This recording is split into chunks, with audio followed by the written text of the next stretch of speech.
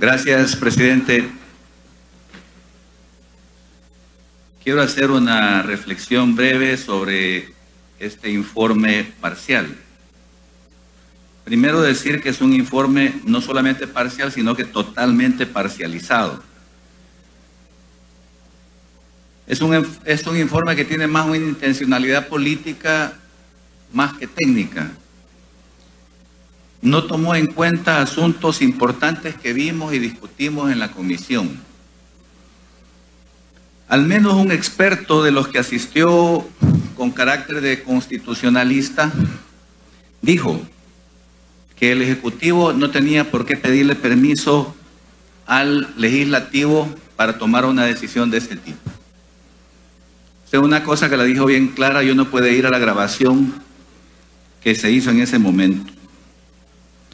Segundo, no se consideró un antecedente importantísimo que hay sobre este tema, porque en varios momentos en la comisión se decía que era la primera vez que se denunciaba un tratado y como que no había antecedentes.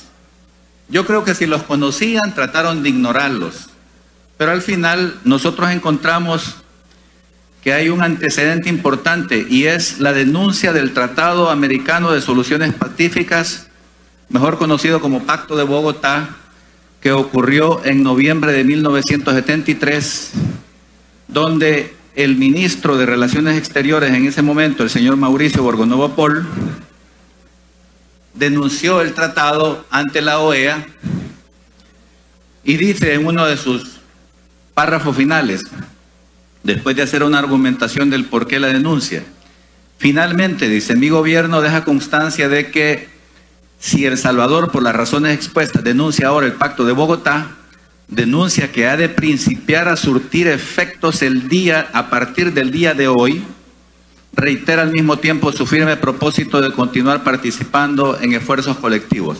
Es decir, aquí la frase importante es que la denuncia surte efecto el mismo día de la entrega del documento donde el canciller denunciaba el Pacto de Bogotá. Este es un antecedente importante que refuerza la idea de que es el Ejecutivo el que tiene en sus manos este tipo de decisiones.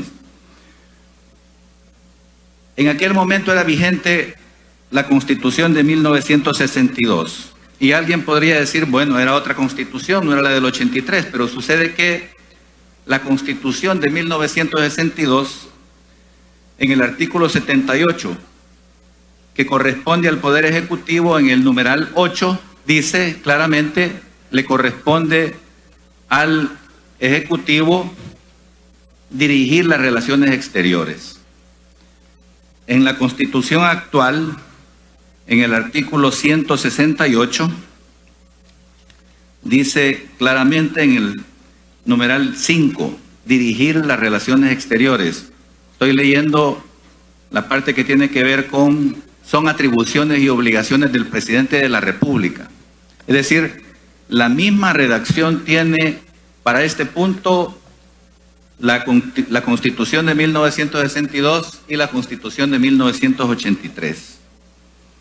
Tercero, si la razón de la comisión era ver las consecuencias de la denuncia, para eso se creó una comisión tripartita para resolver los efectos económicos de la denuncia del Tratado de Libre Comercio con Taiwán. Así dice la nota, un párrafo de la pieza de correspondencia donde se solicitó crear la comisión especial, que lo que se buscaba era estudiar las consecuencias económicas de la denuncia. Es decir, no dice hay que estudiar si procede o no la denuncia, porque eso no es un tema que nos corresponde como asamblea.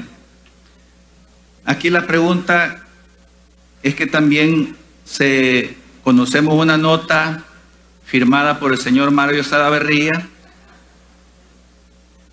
donde después de argumentar una serie de cosas, dice finalmente, por las razones antes expuestas, hemos decidido no atender